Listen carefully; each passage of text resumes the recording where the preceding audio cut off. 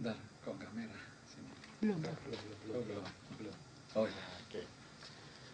Sahabat pembelajar, semangat pagi dan kita berjumpa kembali dalam dialog pembelajaran visioner dan tentunya masih bersama dengan Bapak Dr. Wasis D. Dwiyoko. Kali ini kita akan membahas tentang transformational teaching and learning. Apa sebenarnya hal itu? Nanti kita akan kupas lebih mendalam bersama beliau.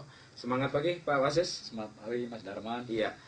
Transformational teaching and learning. Kalau kita ngomong bahasa ini kan kelihatannya jadi keren gitu ya. Artinya pembelajaran kita lebih kecenderungan ke hal-hal yang bersifat asing dan itu relatif laku gitu. Nah ini adakah padanan keindonesiaan tentang transformational teaching and learning ini yang telah berjalan di negeri kita ini, Pak? Ya, transformasional itu juga sudah di Indonesia kan juga sebagai transformasi. Tapi sebenarnya itu adalah perubahan kan. Perubahan yang relatif menetap. Sedangkan teaching and learning sebenarnya kalau di dalam ilmu pembelajaran sudah tidak lagi banyak dipakai kata teaching and learning.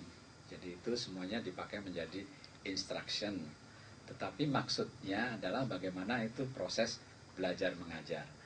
Jadi transformational teaching and learning adalah terjadinya perubahan-perubahan bagaimana belajar dan pembelajaran itu terjadi.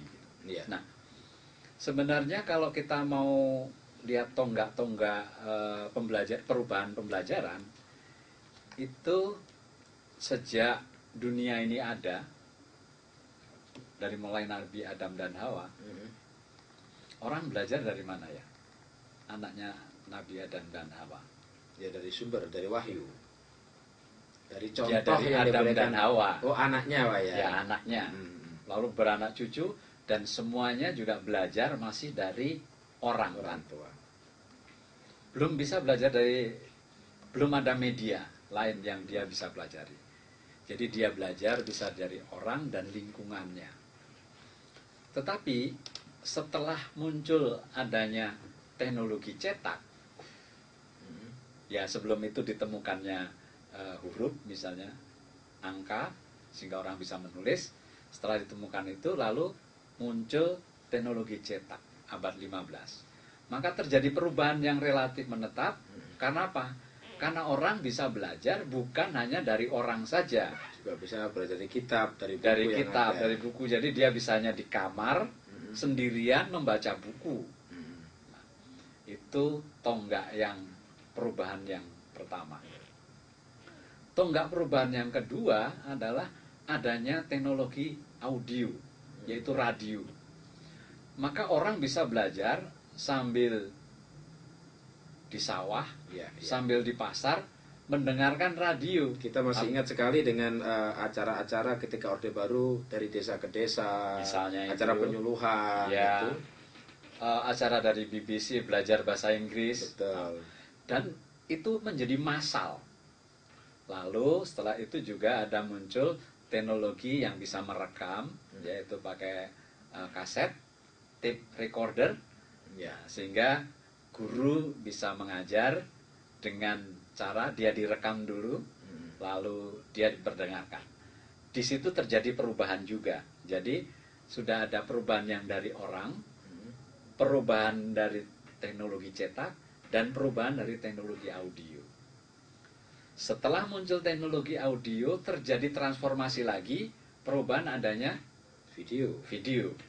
Jadi kita bisa belajar dari multimedia. Arti multimedia adalah ada suara, bisa ada musik, bisa berwarna gitu.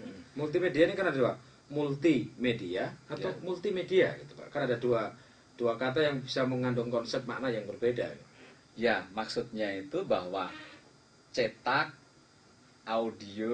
audiovisual itu bisa jadi satu gitu di dalamnya gitu. Jadi memuat itu.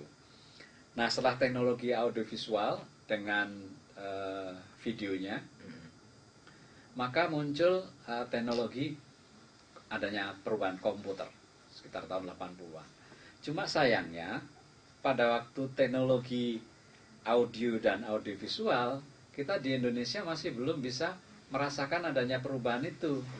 Kenapa? Karena kita masih dijajah Belanda kan, jadi masih belum menikmati itu. Sedangkan di Amerika sebagai pusat perubahan itu sudah melakukan itu, terjadi transformasi belajar dan mengajar.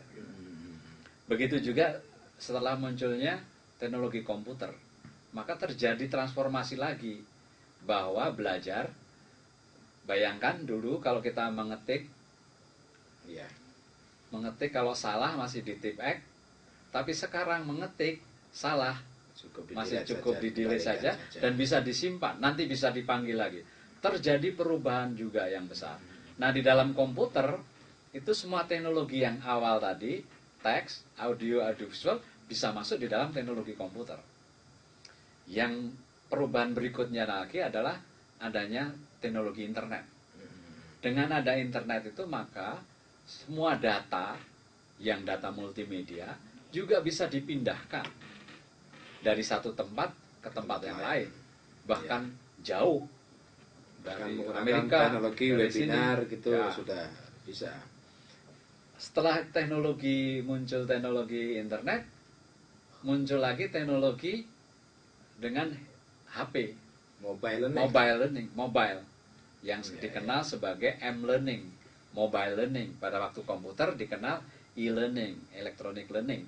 Sekarang ada mobile learning. Nah, transformasional itu, perubahan itu mestinya mempengaruhi kegiatan pembelajaran gitu. Kalau yang Bapak paparkan tadi masih sebatas transformasional aspek teknologinya di dalam pembelajaran, ya. Belum transformasional diri dari guru itu mengikuti perkembangan atau perubahan teknologi itu harus seperti apa untuk bisa melakukan transformasi dirinya. Ya, memang harusnya guru harus bisa mengikuti itu semua. Dan termasuk dosen barangkali Pak ya. Tadi kita bicara soal guru ya. Terus ini.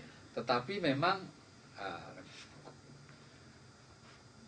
mungkin ya gajinya tidak cukup kalau mau mengikuti itu semua ya. Oleh karena itu memang harus peran pemerintah, peran Direktorat Pendidikan, Dikbud ini, iya. Kalau bisa memfasilitasi itu gitu. Walaupun fasilitas itu juga sudah dilakukan, tetapi untuk memfasilitasi 3 juta guru itu juga amat berat. Bagaimana mentransformasi guru dalam belajar mengajar untuk 3 juta guru dan 200.000 dosen. Wah, ini juga masih berat. Bahkan di perguruan tinggi yang besar, yang ternama pun transformasi itu belum terjadi. Masih terjadi transformasi hanya generasi 2 dan 3 paling. Dari perubahan dari orang menuju cetak, audiovisual dan komputer. Sekedar itu saja. Alasan lain bagi generasi migran, artinya orang-orang lama yang tidak di zamannya menemukan satu teknologi baru ini kan, ya kami kan pendatang di era ini, jadi tidak berdosa juga ketika saya tidak bisa menggunakan akses teknologi ini. Yang penting konten-konten saya yang lama bisa diajarkan begitu. Nah, kaitannya dengan transformasi diri ini kan sangat perlu Pak buat guru dan dosen kita. Tadi untuk bisa merubah paradigma bahwa teknologi itu memang sangat diperlukan dan dia juga harus bisa menguasai hal itu. Ya, saya kira memang harus begitu. Dan kita bisa lihat misalnya negara-negara tetangga kita aja yang dekat, Singapura. Saya kira transformasional teaching learning itu terjadi. Ya mungkin saja kita mengatakan, ya iyalah Singapura negaranya kecil gitu ya.